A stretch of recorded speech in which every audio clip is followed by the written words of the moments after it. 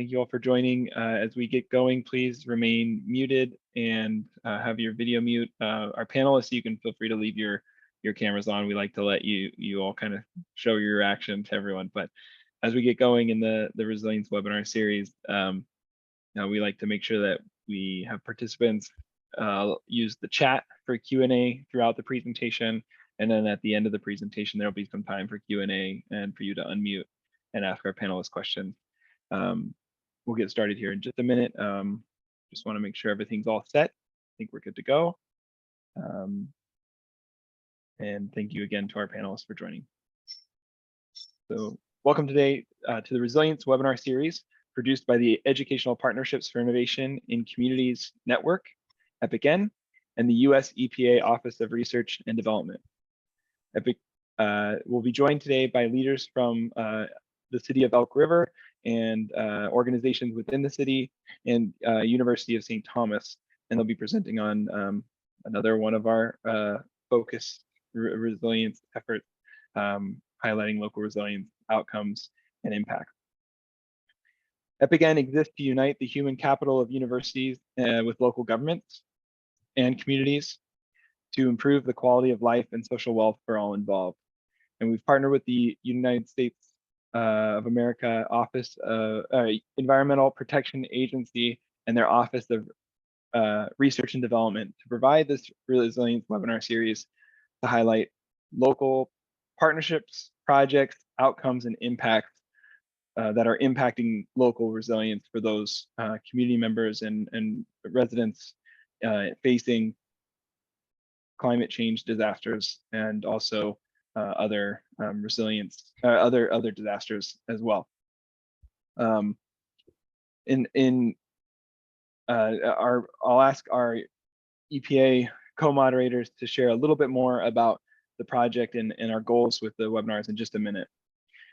This webinar series is also in the work of EPIC-N is presented by our members who have supported us throughout the years, the William and Flora Hewlett Foundation, and this webinar series has again been co-sponsored or co-produced by the United States Environmental Protection Agency Office of Research and Development. My name is Marshall Curry. I'm the program manager at EPIC-N, and I work to support our member programs as well as the board of directors of EPIC-N. Let me take a minute and introduce my co-moderator today. Laura Block will be joining me and will be asking questions throughout to our participants. And she has worked in the environmental field for more than 20 years on projects and programs with all levels of government, academia, nonprofits, and industry. She is currently the sustainability advisor for the U.S. Environmental Protection Agency Region 9, which is the Southwest in California and some other spots of the U.S. For those of you calling in or watching it from other countries. She works on both regional and national policies and initiatives to enhance sustainability and resilience. Laura, would you like to unmute and just tell us a little bit about the partnership between these two agencies that put together this webinar? Okay, I think I'm unmuted. Can you hear me? Yeah, you're good to go. Great. So thanks, Marshall. I'm glad to be here. In the second half of 2020, EPA and EPIC-N began working together to identify the locally focused projects tackling resilience in any form. And so we documented project information from around the network with the help of some amazing interns that we got. And I think they're highlighted on our website if you want to learn a little bit more about them. And we are now in our third year.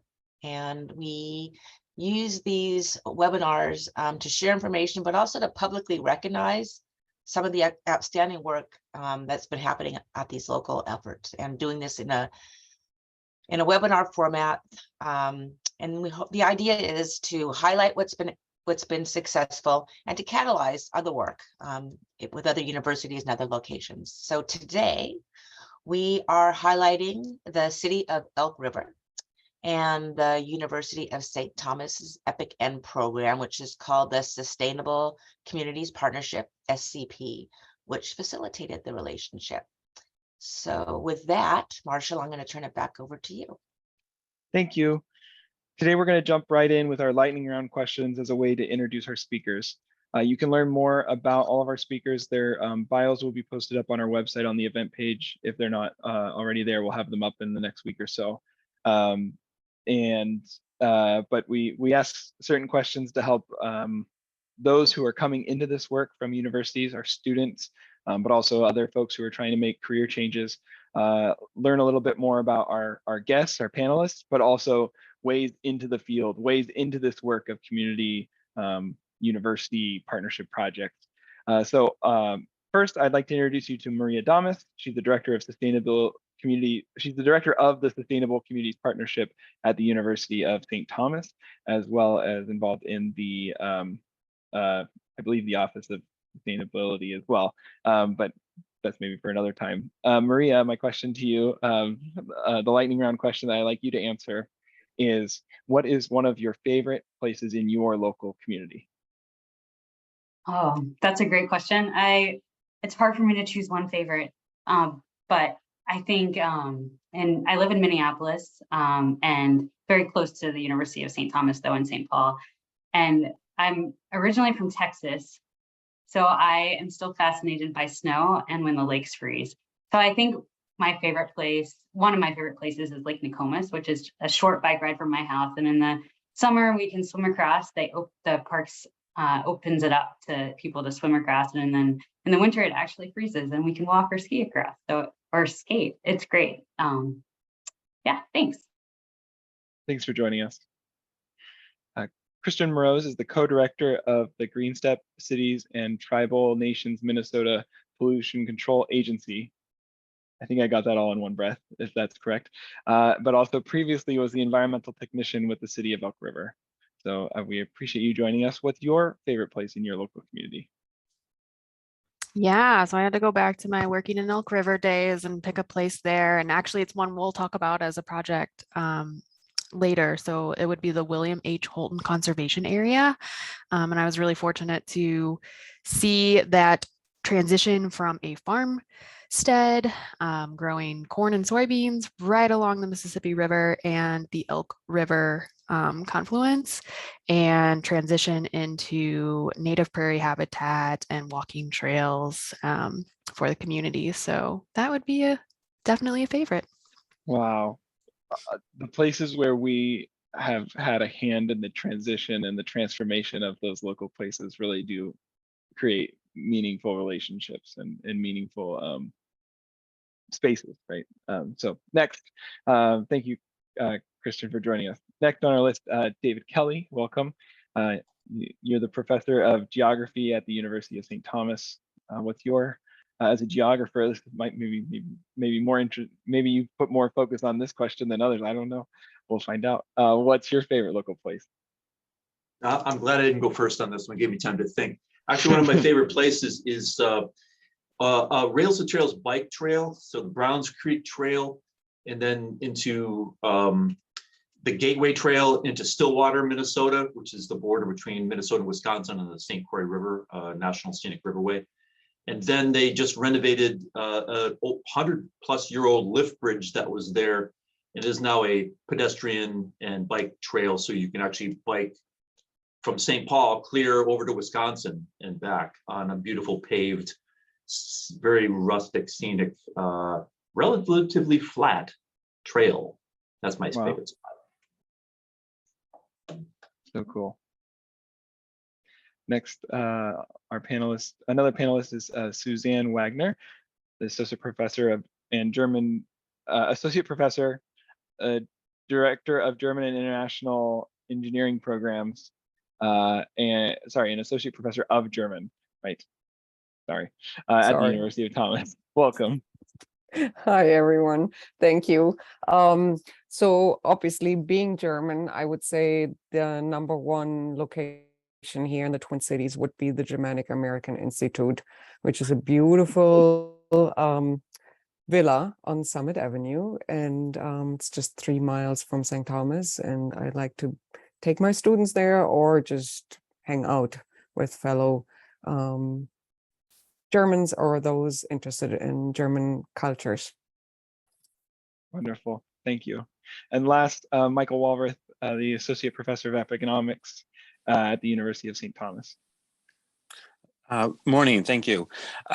So I like just generally in the Twin Cities, taking transit, public transit places, and particularly we have a light rail line that it heads towards the Mall of America.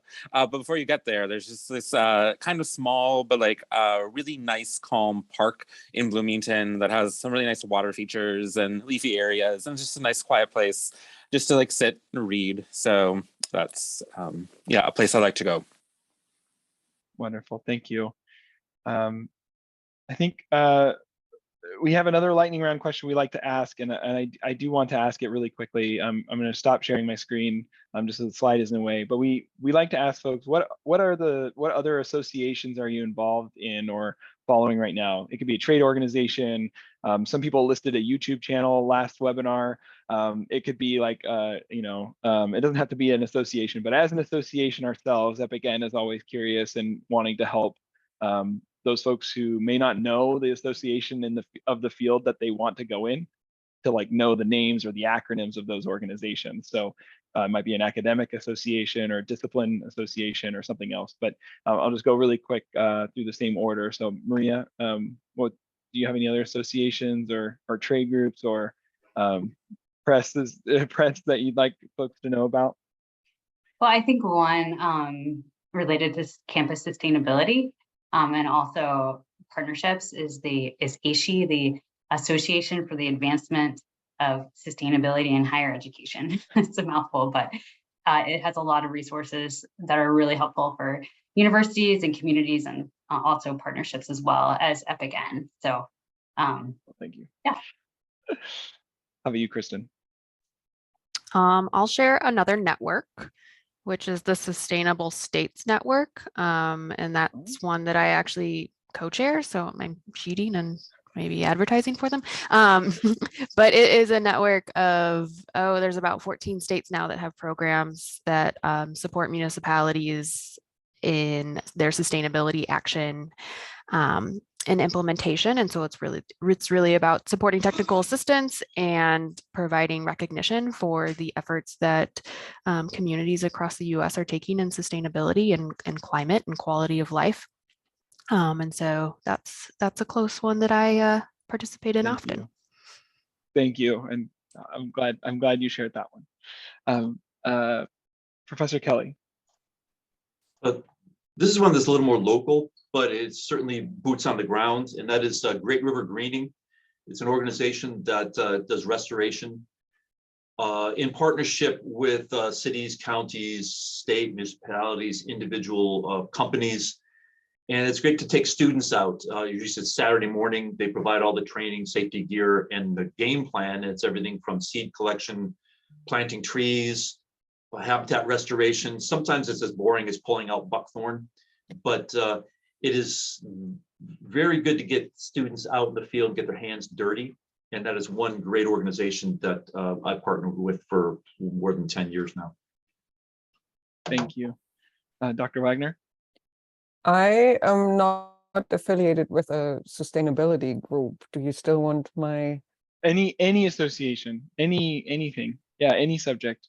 Okay, so then I would have to say the AETG, that stands for the American Association of Teachers of German, which is the biggest German teachers organization in the world, and GACC, which is the German American Chamber of Commerce.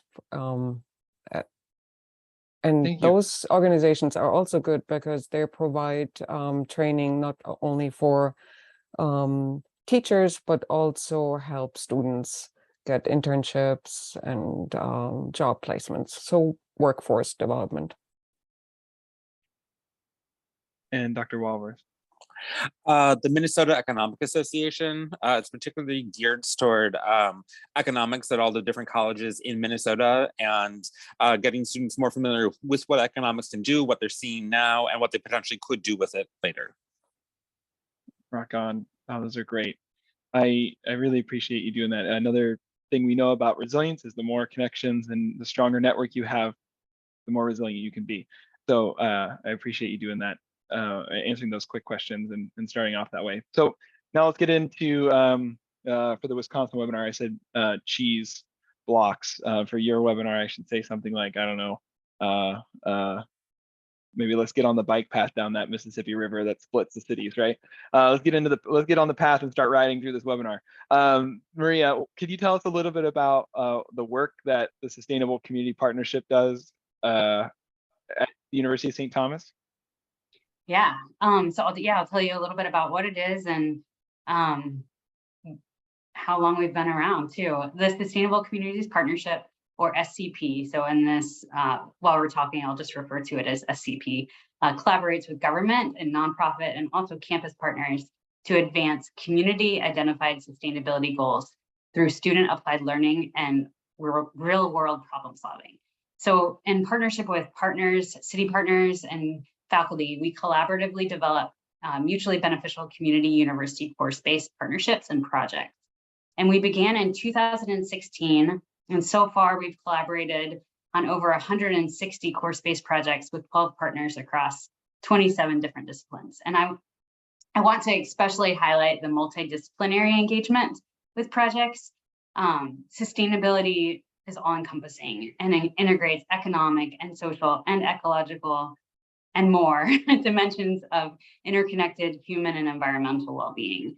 And so this engagement across 27 different disciplines and programs at St. Thomas demonstrates that all fields of study have something really important to offer to sustainability goals. And it also prepares students across all of these programs and disciplines to be leaders and collaborators in sustainability in any career path. And then the next slide, I'll tell you more about some of the key components of SCP and how it works. So we have multi-year overlapping partnerships. And we do that because we're seeking to reduce barriers to participation for partners, especially smaller cities and agencies. So with the multi-year overlapping partnerships, we can be flexible and adaptive to partner capacity at different times. So if one semester a partner doesn't have the capacity to partner on a project, that is completely fine. We focus on some of the other partnerships we have, or if it's a time where there's so much happening and they would love to partner on lots of projects, we can do that too. But over that partnership timeframe, over those few years, we still collaborate for a large cumulative impact. This multi-year partnership model also deepens the relationships that we have with partners and increases the diversity of projects available and topics for courses, undergraduate courses. And the partner always identifies the topics. And these are topics that are important to partners that they would likely not have the time or resources to investigate themselves without the students. And we partner mostly with undergraduate courses. And we partner on projects that are important but not urgent, and goals that are often on the back burner due to capacity, or also projects that are too small for typical research partnerships. And these work really well in undergraduate courses, exploratory projects, as well as analysis and other applied problem-solving projects. So with the faculty and the partners, together we collaboratively develop the actual project. So we adapt the topic and scope it out to enrich the existing course content through applied learning and to adapt to the course timeline. And in this process, projects take really different forms, and some projects may be a single unit and some are a semester long. But this adaptive project scoping process also opens up possibilities for a wide range of courses to participate. And then a key part also is that students are generating the solution. So students are applying what they are already learning in class to these real world questions that our communities have, and faculty and the partner guide students through this process. And finally, we try to engage the community with project results in different ways. And one way, in the next slide, you'll see, this is a light rail train that Michael, well, this is the green line that goes through the Twin Cities. We have a related program through SCP Arts. Together with local artists, we collaborate with students to translate their project findings into community art, engaging people of all ages with sustainability goals. So this Metro Transit, our bus and light rail system in the Twin Cities, is also one of our partners, and you can see on this slide some of the community art that we collaborated on with our artists through the SCP Arts program. And we also prepare students for kind of what to expect. Students apply what they are learning to these real world questions, as I already mentioned, and they're learning how to navigate the complexity and ambiguity of this real world context and problem solving for some students for the first time. And it's always a really interesting and kind of exciting process to watch them learn how to navigate these questions with incomplete data. They want more data, but they're faced with the fact that it just doesn't exist. So what do they do? So to navigate that, and also all of the ambiguity that comes along with it, students have shared with me after their projects that highlighting, or after they've graduated, that highlighting their SPP projects and job interviews has helped them to get a job, which we are very excited about. And also, not only that, but the experience itself has helped prepare them for the complexity of the work that they're doing after they graduate. And then next slide. So today we're going to share more about SCEP's partnership with the City of Elk River. We completed 17 projects with 16 classes across 10 disciplines with 280 students. And now I will hand it over to Kristin, who is our amazing partner with the City of Elk River, and she'll share more about the city, and then we'll talk more about highlight 3 projects in particular. Thanks, Maria. So I worked at the City of Elk River as an environmental technician from 2014 to 2017. And my job encompassed many areas of work, including ordinance updates and permitting and project reviews and enforcement related to wetlands and floodplains and all those environmentally sensitive areas of the community. So my favorite work in participating through the city was always providing community education about reducing waste and energy consumption, and participating in the really many networks that helped support Minnesota cities with their sustainability efforts. And so just to give some background on the city here, you can see where we're located just northwest of the Twin Cities, Minneapolis, St. Paul metropolitan area, kind of in the east central part of the state. And I think we can go to the next slide here. Yeah. So Elk River has a really long history of connecting to and educating people about the environment. The city was identified as the state's energy city in the 1980s to help promote and demonstrate cutting edge renewable and energy efficiency projects. And so along with that has been a lot of opportunities to kind of think about the marketing and branding of the city. On the left, there is a kind of a destination playground, and you can see the city's motto, which is powered by nature. And so it's really pulling in that energy and the natural environment pieces that the city has to offer. So it's a little background about Elk River. We can go to the next slide. So I only worked with Maria and the Sustainable Communities Partnership for about a year before taking another job at the state of Minnesota. But in that time, we somehow were able to accomplish, like Maria said, 17 projects, many of which provided the groundwork for the city to take further action on. And it was really an incredible experience. And I remember being very impressed with each and every person that I interacted with at the University of St. Thomas, from Maria, the director of the program, who managed all of our many scheduling needs, helped scope our project ideas, and really helped us share our accomplishments at the end of each of the projects. And certainly the faculty that saw the value of engaging their students in community service learning with these tangible projects that helped support student development as well. And then of course the students that were always like amazingly professional, very inquisitive, and produced deliverables that really went above my expectations before starting in this partnership. The 3 that are in black there are ones that we're going to dive into a little bit deeper today. Thanks, Kristin. I'm going to turn it to Laura to ask. Yeah, actually, I have a question. lead us into the next part. Go ahead, Laura. Sorry. So this is a question for faculty, from a faculty perspective, from Michael, Susanne, and David. Can you describe what you were scoped to do with the City of Elk River? Yeah, should I go first or? Sure. Okay. So during this project, the City of Elk River was partnered with not only the University of St. Thomas, the Sustainable Community Partnerships, but also with a city in Germany. And this was part of a project that was started in 2016, if I remember it correctly, with the Climate Smart Municipalities Partnership that lasted for a couple of years. And this was a partnership in Minnesota with 5 cities in Minnesota and the German state of Nordrhein-Westfalen, so North Rhine-Westphalia, or NRW.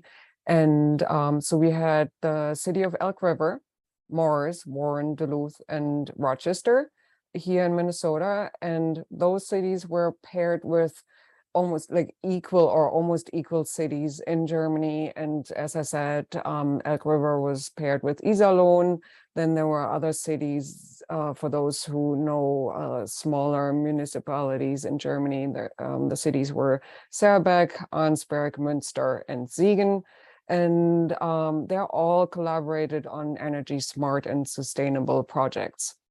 So there were also exchanges. The Minnesotan cities sent delegations to travel to Northern Westphalia and to visit their partners and their cities and the facilities, such as solar installation, wind turbines, district heating plants, natural gas plants, and so on. And so again, Elk River went to Iserlohn, which is a city of around 90,000 in Northern Westphalia. And Iserlohn back then had already been working for a couple of years on a project called e-mobility. And they had electric vehicles and bikes and tried to figure out what that would mean for the transportation systems in the community. And so Elk River was looking at this. And during the City of Elk River's visit to Iserlohn, they also were introduced to something called the Konzeptpapier Video Contest. So basically what that was is just a video contest that was a project that the City of Iserlohn put together in 2012. And the City of Elk River deemed this document as important, however, it was in German. And so therefore, they needed someone help translate this document. So my students in German 300 in the fall of 2016 were asked to create this translation and to help save time for the City of Iserlohn. That's incredible. So cool. I love seeing how your project could be helpful both for the local community, but also for the abroad, the German community as well. That's great. Yeah, and then we actually did have multiple spin-off events. We had, so this was the translation during the German 300 course, which is Introduction to German Studies. That course also had a designation in sustainability because of this project, and a designation as a community engaged learning course, and a designation as writing in the discipline course. So it was heavily designated course. But then we had spin-off events. So one event that was in collaboration with the German club was Kristin and representatives from the City of Iserlohn came to my program to present this project. And then the next semester, Maria and I put together the Minnesota-Germany collaboration in Climate Smart, and we had a panel discussion and had faculty members from biology, from engineering, from psychology, and Kristin present their sustainability-related projects. And that's a picture that you see of this event. Thank you. That's so amazing. It's interesting to see, because I would think that the students that were just interested in German just had their whole world opened up to them, and to see the impact that they could have, I think must be amazing. Yeah, I think they were excited, that this event drew so many people from on and off campus, and also that they finally realized that German matters and that they actually could do something with their German studies. But because normally they say, why would I study a foreign language? But here they saw that it was important for intercultural competence, but also that the language skills could be an advantage in future jobs and workforce development. And what was it, you're talking about the students, but what was it like for you being introduced to the idea of partnering with the city for the first, because this was your first partnership experience, right? Yeah, this was first designated whatever course ever, and Maria was amazing to work with, and it was kind of nerve-wracking because I inherited this project last minute, and so I had to revamp my my course and the syllabus and the curriculum last minute. But the learning outcomes were amazing, and it kind of set me on the path of working with other programs and organizations on campus. And almost every semester I now have a designated course. We have so many courses in the German program that are sustainability designated.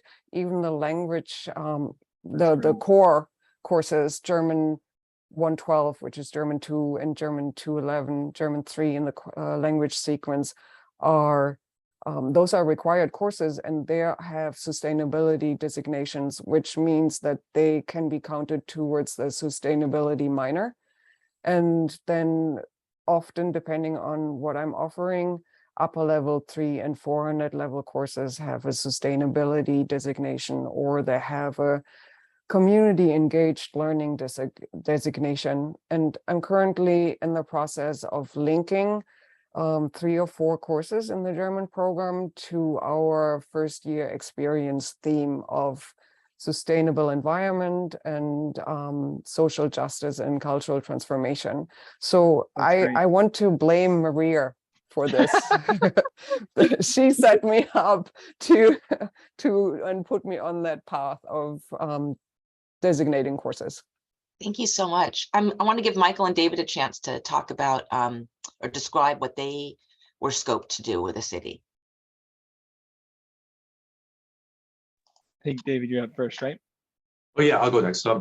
So if you go back to that slide with the projects of all the projects that we did for Elk River, 5 of those on there were projects with some of my classes. Maybe we're just highlighting one of them, but 4 of them were for an introductory GIS or computer assisted mapping course. So students really didn't have much experience with this. So unlike maybe some other partnerships, we really didn't get to it until the last 4 weeks of the semester. So the first 2/3 of the semester or more was just giving them the information and the basic tools. One project that we did was for a more advanced course, so they already had the skill set.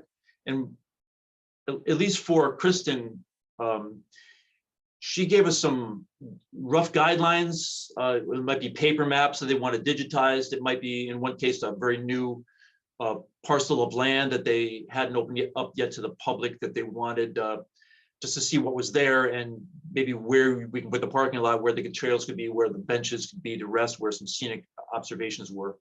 And my side of it was to give students some hands-on experience.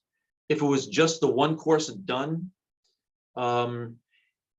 at least they have something to show a potential employer, almost vo-tech, about what skills they can bring to the job. And for the more advanced ones, it was again giving them some experience, something for their CV, and then obviously something that tangible maps and a report that they can hand over to potential employers in the future.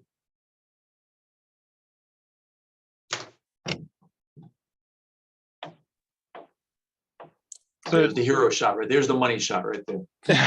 yeah, so David, could you tell us a little bit about the one specific project that you're highlighting for this with the City of Elk River?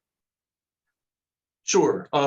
This one in particular was going out with GPS units. You can see it on some of the students' wrists and walking. I believe this one was for cross-country ski trails, both summer and winter. The trail's a little bit different for each of them. And then developing digital maps so that people could access them maybe on their smartphones and not have to rely upon paper maps all the time that are easily out of date at times, and the digital maps are a little more easily updatable. That's what we were doing here a couple of days, and this one was for their mountain bike park, Hillside, or Kristin Hillside. Kristen's nodding. Yeah. Doing the same thing for them. So it was walking and developing maps, digital maps for basically the people of Elk River, anybody who's going to be using these particular parks, just to make it a little bit easier to manage. And the students were very true to the trails. They were even, using the bike obstacles as they were going through. Got to get the elevation gain right. Yeah. Bikes are all about the elevation. I think I'm supposed to go to the next slide now and turn it to all right, David, is there anything else you want to add before I move on? Sorry. Nope. All right, Michael, is this your classroom? Yes, absolutely. That's Kristin Skyping in. It was pre-Zoom days. She would Skype into us. So that's my classroom.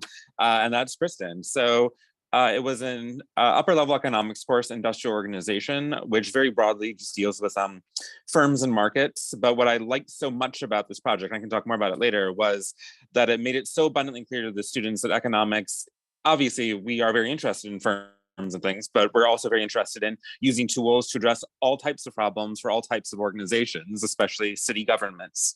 So the project was dealing with the solid waste rate structure.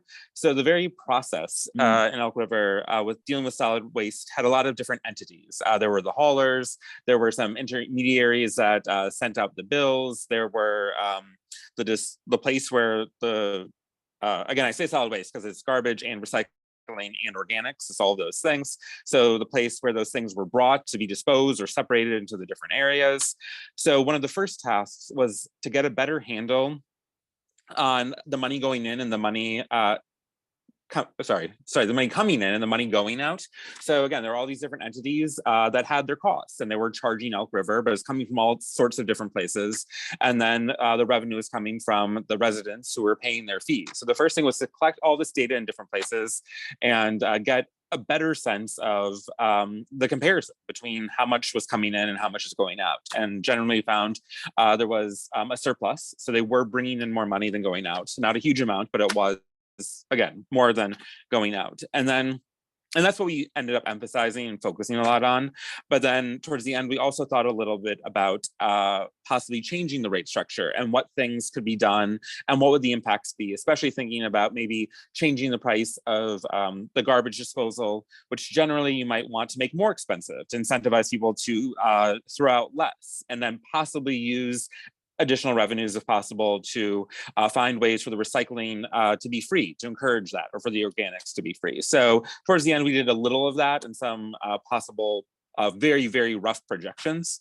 So this is the rough summary of there were 6 different groups, but a lot of them had the same answers. So then there were 3 different kind of results of the first pass on the data. So again, group B was a bit of an outlier, and we figured out what they did wrong later, but roughly we saw that 125,000 to 100,000 in A and C. So that was the first big result, is finding that indeed they were bringing in more money than was going out. And then that was the big finding. it's interesting. Many of our programs have done analysis of the waste surplus or the waste haulers or a biosolids analysis, and often from business, but also from other fields.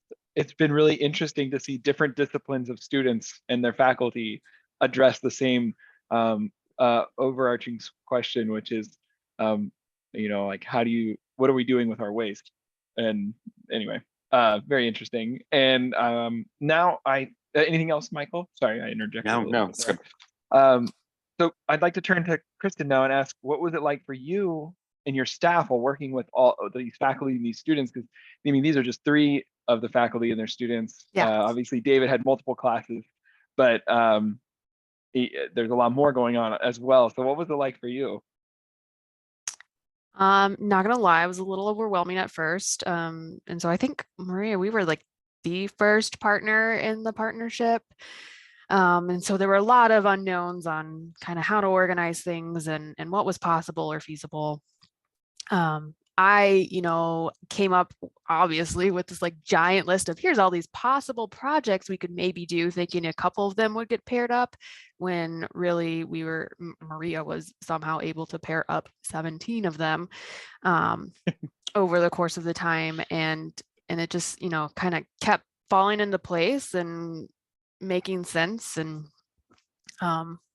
left us with some great results. So I think a part of that was really helpful in working with the partnership was that a lot of our projects were much smaller. Very few of them were semester long types of projects, and they could kind of just be fit into a syllabus or a class, hopefully a little bit more easily than really rethinking the whole class learning objectives or timeline or anything like that. And so for each project that we decided on, I usually join the class for a brief introduction just to let them know a little bit about Elk River. I mean, in most cases, it is not a neighboring city to the University of St. Thomas campus. And so a lot of students weren't even necessarily familiar with the City of Elk River. And we really wanted to provide that introduction. It is a real place. You're doing these projects for a real community. Oh, wait, how far is Elk River from St. Thomas? Because we've had other programs have that happen too, where students are like, I've never heard of this city before. Yeah, it's about, I don't know, 45-minute drive. Okay, so not that far, but the students didn't know it was a thing. Exactly, especially with students from out of state and, elsewhere, they just, it's not necessarily a destination type of city for a lot of people. And so, unless you're kind of driving through on the highway, you wouldn't necessarily know that it existed. And so just trying to make those connections about, what the character of the city was like for them. And then we were fortunate with, especially with David's students, many times having them actually come to the city to work on their projects and visit the different sites or project related things that they were really engaging with. And so, so it was usually, meeting with the students first, kind of giving them some background on the project and the community, and then letting, in most cases, the students kind of just did their own thing with each of the professors, and, very, once in a while had questions for me, just, clarifying and wanting to understand more about the project. But it kind of ebbed and flowed across the semester, just depending on when projects were fitting in. Sometimes there were some really busy weeks where, I would come to the St. Thomas campus and, meet with students in classes or groups. And other times I didn't, hear from anyone, for a couple of weeks. So it really just depended. And then certainly my favorite part was coming at the end of the project to get some kind of report out from the students that worked on the project. I often engaged other city staff as well to throughout the process. So if it was a parks project, the parks superintendent or another parks staff employee who was related to the project would help do the introduction, think about the project scope, and get that report out, because they were the ones most likely to actually use that information in the end. And so definitely getting them involved in the process was really helpful, and just like, you know, making sure that some, you know, most of these projects actually moved forward with being used in the city, and not just like sitting on the shelf and saying, yay, we worked with students. Right.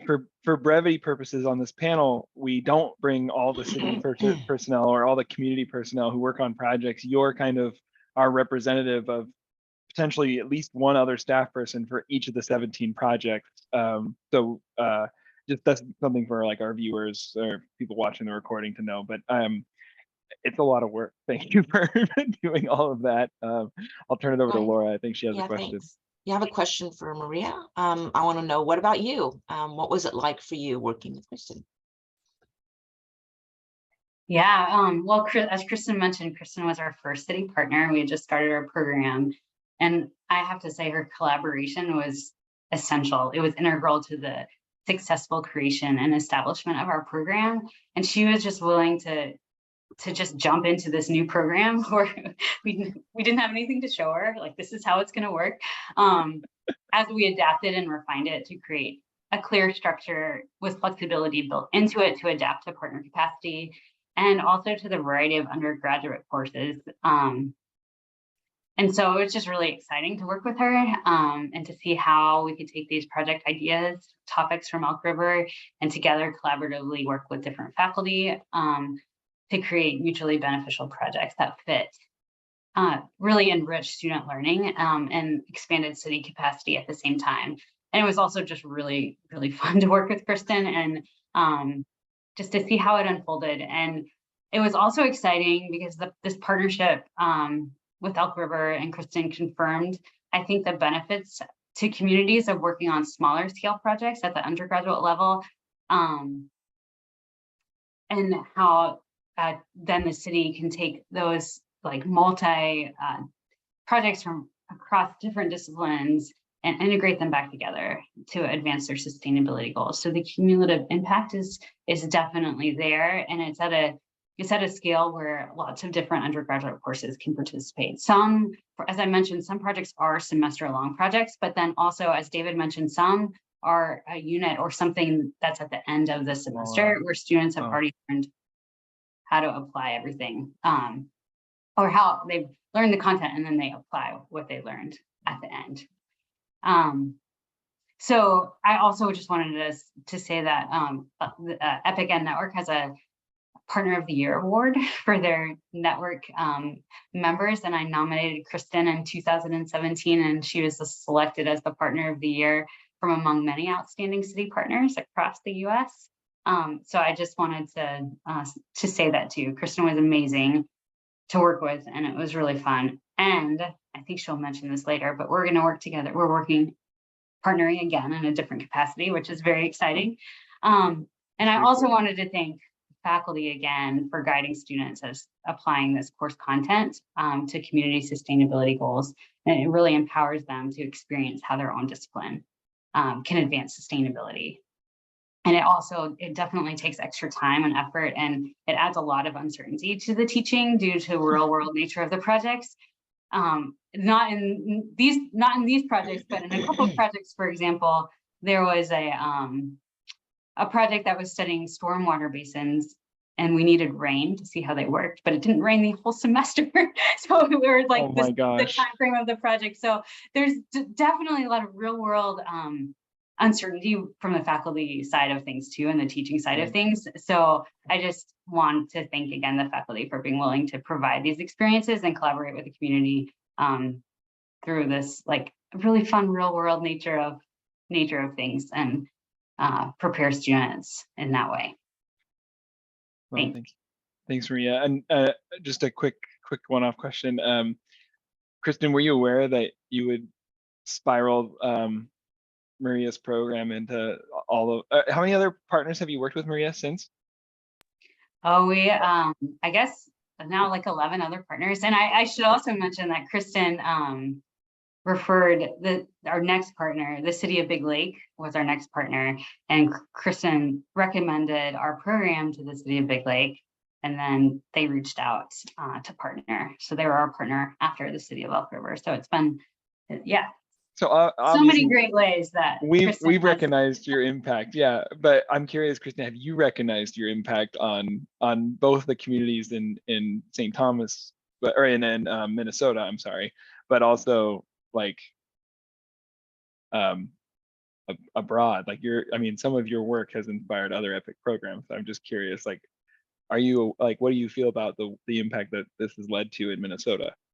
My gosh, I wouldn't say that I was much of a part of that as Maria was. Like It's a she's team the effort. brains behind all All of it. And you know, I've definitely Maria and I have kept in touch, you know, even after I left the City of Elk River all of these years, and updated, you know, I've gotten updates on other partners and projects that the Sustainable Communities Partnership has you know, participated in and helped with a number of other communities and partners, and always curious about how we can really leverage that work and share the success story. I guess the other thing I would mention is it did help that the University of Minnesota has their Resilient Communities Project, which is, and they're also a member of EPIC-N.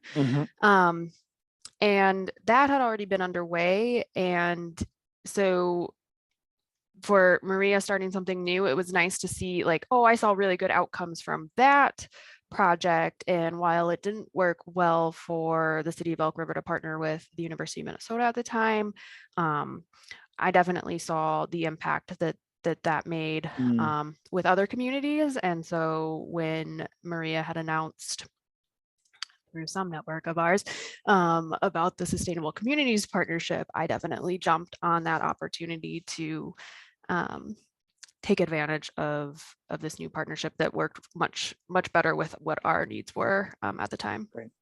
All right. We actually announced the partnership opportunity through GreenStep Cities, which Kristin is now the co-director of. So there's interesting. So The story continues. Great. So now, Kristin, another question for you. What are some of the outcomes from the project that can be seen or felt in your community in Elk River today from the partnership? You know, like what did SCP, the University of St. Thomas program that Maria operates, unlock for you and your stakeholders? So I had to go back and do some digging on this one since I left the city while some of these projects were still taking place with the partnership. So I, you know, kept in touch with city staff afterwards, just as they were finishing up those projects. And then this summer, I got to go back to some of the city staff who are still there and ask them exactly this question, which was really exciting for me. So I think I'll start with the three that we highlighted today with David, Michael, and Susanne. So I think we're on that. Yeah, Climate Smart Municipalities video contest. I don't even know if Susanne knows this. So it did take some time after this partnership, but the German translation project that Suzanne's class translated for Elk River was eventually used for a program-wide video competition. And so it didn't end up being just a City of Elk River thing. It was actually that Climate Smart Municipalities partnership with those 5 cities in Minnesota and the 5 cities in North Rhine-Westphalia, Germany. And so I had no idea. I know you didn't know. There are videos like on YouTube you could still go see that students made. So we use that translation as the basis of this competition that we ended up doing between the cities. And then for 2 years. So I can't remember, it was 2019 and what happened when the winners of the competition? they got that get shared awards. more? Yeah. So the cities promoted them to schools and students within their communities. And so I know like the city of Duluth in Minnesota, for example, the city actually went to a couple classes. They gave presentations on the Climate Smart Municipalities program and talking about how their city is impacted by climate change. And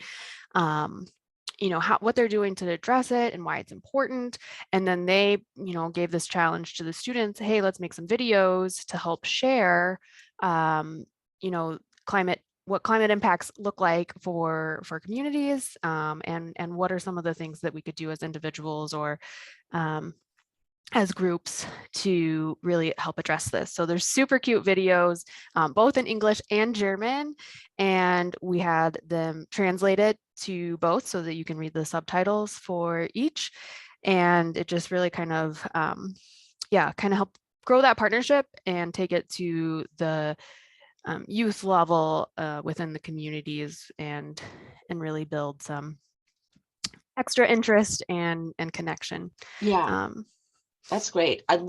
That's one thing that we're going to be trying to do with our partnership between EPA and EPICAN is looking back on these projects and seeing what came out of it at the community level, and then digging a little deeper, and so you look at the one project that you did or the two projects that you did, and the cascading impact is powerful, and we want to try and capture that. So thanks for sharing. Yeah. And Exactly. we could never imagine them. Usually at the beginning of some of them, like especially from Maria and the SCP art stuff, like it's impossible for us to understand what the impacts are going to become. But with this project, it's not really an art project to start, but it led to some community youth project. Anyway, I'll shut up. Suzanne, do you want to add more before we move on? No, I'm just actually very pleased, but also shocked because I remember how painful those translations were. And, those were the times before Google Translate was really doing a good job, which of course is what German teachers want. We don't want students to put everything in Google Translate, though back then I really wished we could have because I am not professionally trained as a translator, and I have definitely never taught anyone how to translate. And so this was really difficult. And seeing that this actually wasn't just something we did for a drawer or something, but that this was implemented is amazing. And thank you so much, Kristin, for sharing the links. I will definitely look at those. Yeah, Oh. this was a good opportunity for me to look back at it too, because I didn't even realize that transition myself of like, oh, this was a City of Elk River Sustainable Communities partnership. Now I'm in this new role with the state of Minnesota, but still connected to this, Germany collaboration, and, ended up like, I didn't even like, oh, here's this translation. Let's, use this. I didn't even fully make that connection myself. Excellent. So the next one, park trail mapping, we talked about. I was able to connect with Tim Sevchek, who is the city's street and park superintendent now. He was just like a normal park staffer at the time, and he's moved up in his position there. And so I wanted to get in touch with him a little bit more about the trail maps that David's students worked on. And so I'll just quote what he shared with me.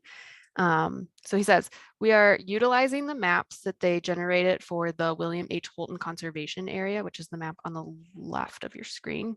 And that map data is currently being utilized for the map that's on the city's website for the property, as well as on the kiosk that's located at the property parking lot.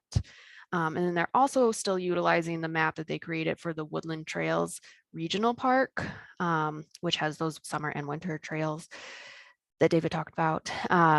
And through that map, although that map has been updated a few times as they've constructed new features in the park since the students were there, most of the trail portions of the map are from the data that they originally took.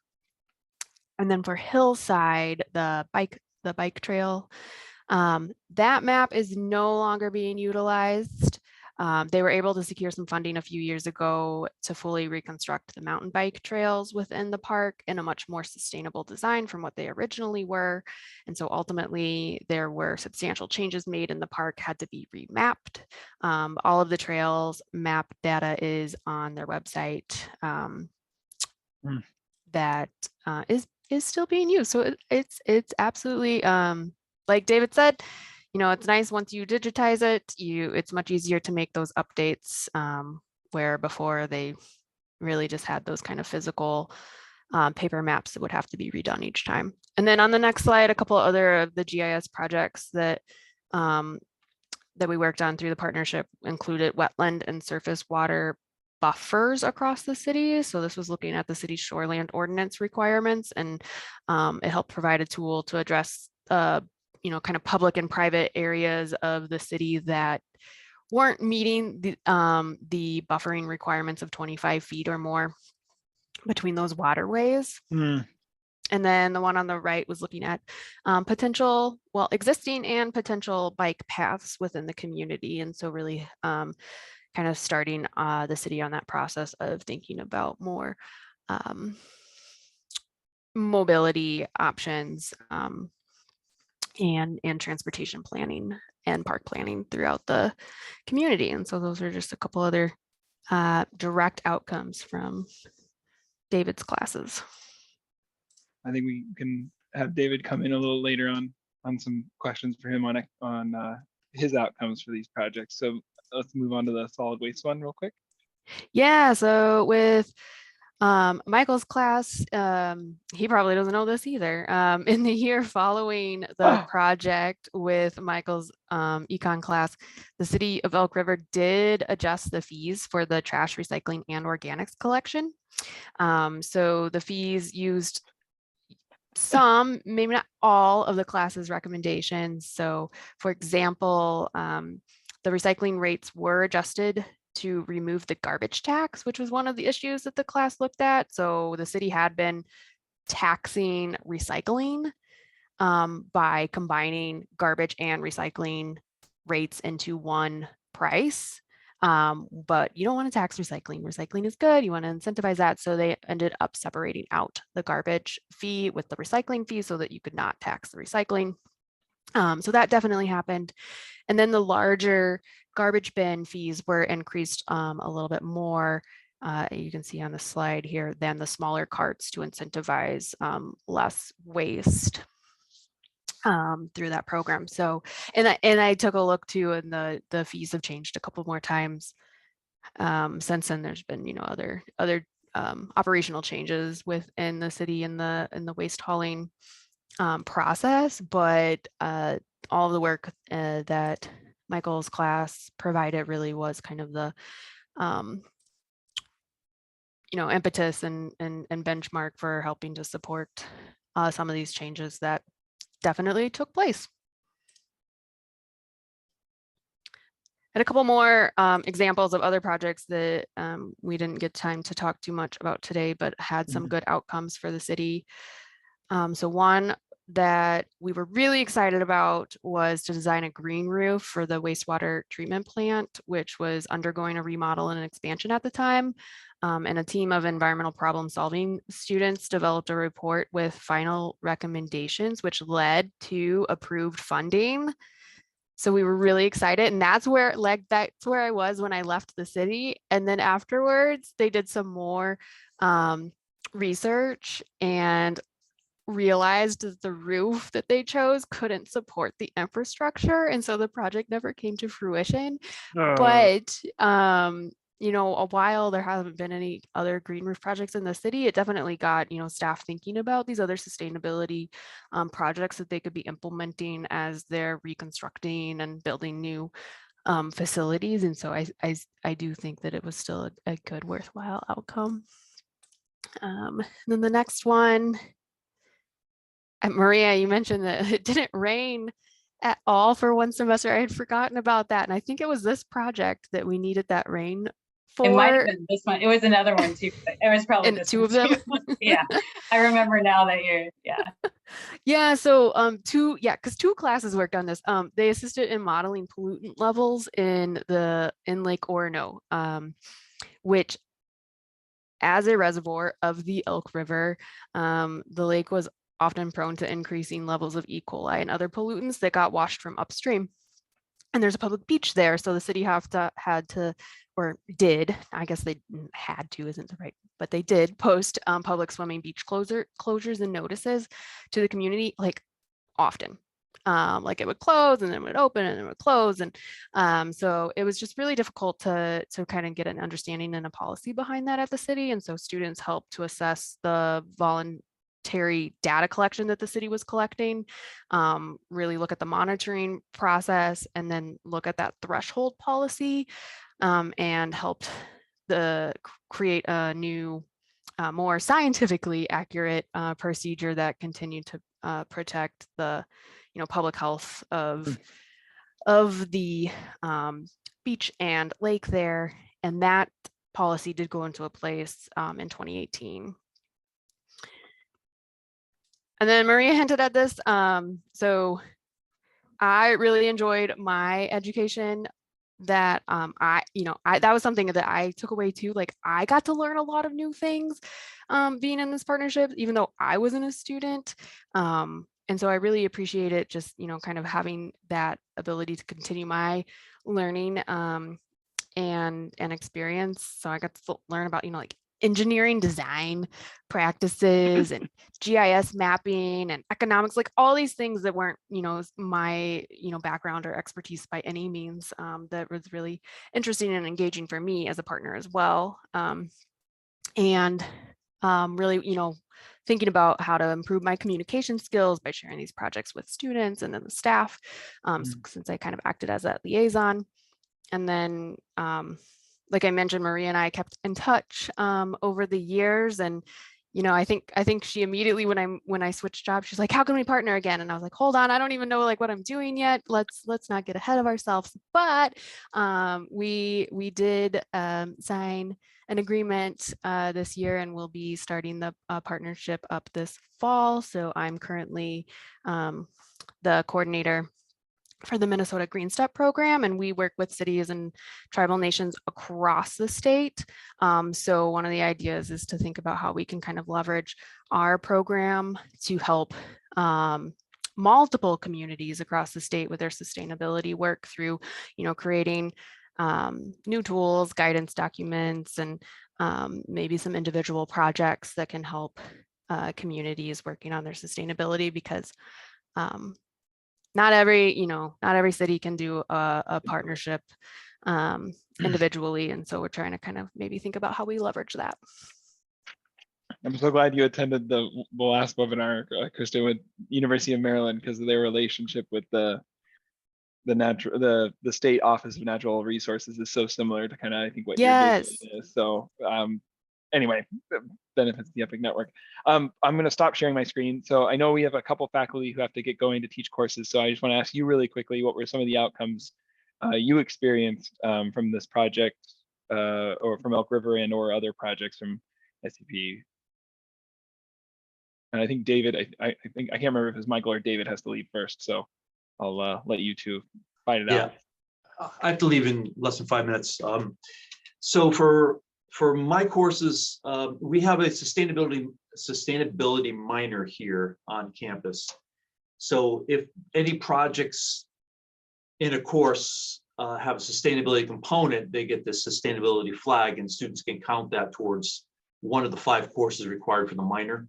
So partnering with our Sustainable Communities Partnership not only gives our students some real world experience, it counts towards the minor. More importantly though, every course I teach, the students are responsible to me and only to me for their grade. These type of partnerships, there's an external client they have to please beyond me. So irregardless, they seem to kick it up a notch and take it, not I want to say more seriously, but bring their A game a little bit more. I think if there's an external partner that they want to please, as long as it doesn't turn into a PhD dissertation, or in this case, too many trips up the Elk River, like because they have lives, they have sports, they have jobs, etc. So as long as the faculty can bite off something they can chew, explain it very well, they're more than willing. And as a matter of fact, the student evaluations at the end of the semester reflect that they really do appreciate experiences like this. Thanks, David. Good luck with your course. From my point of view, as already mentioned a little bit, just it was almost invaluable to have this incredibly clear example to the students that economic tools can be used in a much broader way than they often think of. As I mentioned, again, my course is kind of designed more around firms, but obviously the tools we're learning are much more broadly applicable than that. They can, for any organization making decisions and thinking about the impacts of those decisions, the tools we learn in this class are useful. So it was just such an excellent, clear example to them that is economics can be used in so many different ways that they may not have realized. And beyond that, things Maria had mentioned about this idea of actually the students having this raw data. Like oftentimes it's not unusual in econ course, if we want them to work with data, we'll find nice clean data that's already been worked with, and they can just kind of, they don't have to worry about like, oh yeah, these are the right numbers, this is all good. So that other experience, which is much more applicable to things they'll probably do in the future, where there are 100 different spreadsheets and PDF files. Find what you need, what's important, what's the actual information you need, get it together and organize it and figure out how do you take things from different sources and make them comparable and deal with them. So again, a really important skill that often I don't necessarily have a way of integrating into a course, and this project was an excellent way to do it. And as Maria also mentioned, this idea that in the real world, you don't have nice, clean solutions because so this iterative process that, things are going to go stepwise, and things are not going to be nice and clean with one right answer. You have to kind of grapple with what you're given. And lastly, I just want to say, Maria and Kristin were just incredible. And just Kristin, again, Skyping into the class, answering any questions we had over email. It was an incredible experience. I'm just really happy that I did it. Thanks, Michael. Any other, before we move over to Susanne, any like personal, professional impacts or benefits for you outside of the impacts for your students? So you'd mentioned that these questions of trash and garbage hauling like are existing questions. So it was just kind of nice. It's always nice to like learn something more about like an incredibly broad discipline like economics. So it was just kind of nice to like explore a different part of the literature that I normally am not aware of, but just see, there have been studies about these things. Economists have looked at how should cities organize their trash hauling. So that was just an enjoyable thing to explore an area that I otherwise wouldn't have explored. Great, thank you. Go ahead, Susanne, sorry. Well, I already alluded to it before, but if it hadn't been for this project, I wouldn't be on the path I am on now, designating almost every upper level course and many of the lower level core curriculum courses. So this was definitely one of the biggest outcomes, and it has made my teaching life very interesting and meaningful, and has shown my students that German matters and they can actually use skills they learn in the classroom in real life. And so what I mean by that is, in German, I mean, it's not something that you would think, okay, I'm getting a major in German or a minor in German, and that is directly applicable for the real life and a career. But it indeed is. And so, I mean, they're learning hard and soft skills in German class, and that starts by time management, continues with team building, creativity, being open to changes and uncertainty, and last minute pivots and stress that they may not have expected.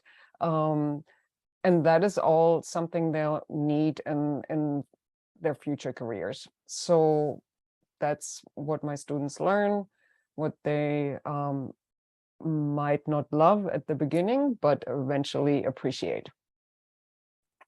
Great, thank you. Can I have a question from Maria?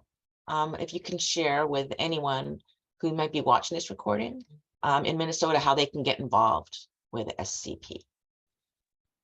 Yeah, sure. So there's our website. You can just reach out to me, really is the best way. And you can look more on the website to see how it works in the process. Also, if you're interested and you'd like to have a partner's perspective, I'm volunteering you, Kristin, to talk more about it too. But we have other partners. If you know, if you're interested and you feel like you're similar to one of the partners we've worked with in the past, we can also connect you with our various partners. So yeah, please just reach out, and I would love to talk more if you're interested in partnering. Thanks, Maria, and thank you to all of our panelists. I really appreciate it. For those viewers that might not be in Minnesota, you can also reach out to EPICN, epicn.org, and we have programs across Minnesota, as referenced earlier. Thank you, Kristin, for shouting out the University of Minnesota program. But we also have programs throughout the country and across the globe now, so we can put you in contact with those folks. I think anything else from panelists that we missed that you want to highlight? Go ahead. I'll say one more thing. I just wanted to also just give a shout out to the Resilient Communities Partnership or Project, sorry, and Mike Greco, who runs that. When we were forming our program, I talked to him a lot about how his program worked, and then, you know, brainstorming and thinking through adaptations to an undergraduate level. He mostly partners, I think, with kind of like master's policy level classes or graduate classes, but also some upper level undergrad. And I also talked with him about like how our two programs could complement each other. So we're really close together, and we meet probably at least once a year just to kind of touch base and see how things are going. And as Kristin mentioned, like that some cities, and at different times it would change too, but I'm glad our programs are complementing each other in such a way that cities can and partners can kind of find what they need at a particular point in time. And that program is amazing, so you should check it out too. I don't have his website, but it's on the EPICN site. So if you're in Minnesota, both of our programs are options. And yeah. Yeah, and wanted to thank you, Mike. I don't know, you're probably not watching it all, but if you are, we appreciate it. He and one of his professors and a community partner were the first resilience webinar series episode, since resilience is so closely related to his organization. So if you're watching this in the YouTube playlist, jump to the first video. That's his program, and his contact information's there. But you know, a true testament of how EPICN and our program strive to work is that we're really trying to set ourselves up not to compete, but to collaborate, to better coordinate and support communities. And you and Mike's program at University of Minnesota, all your faculty, all your community partners are really evidencing that. Like when a community partner says, "This is my need," you're working together to try and meet that need or that priority or that effort. And thank you so much for that, for just your general work, but also thank you to joining us today to share in hopes of catalyzing, inspiring others through our work. We're really excited about this work. The EPA has brought us another intern to kind of continue the next effort in this, and we really, with the increase in extreme weather events, we need as many of these types of projects and partnerships as possible. And so thank you, panelists, for joining us.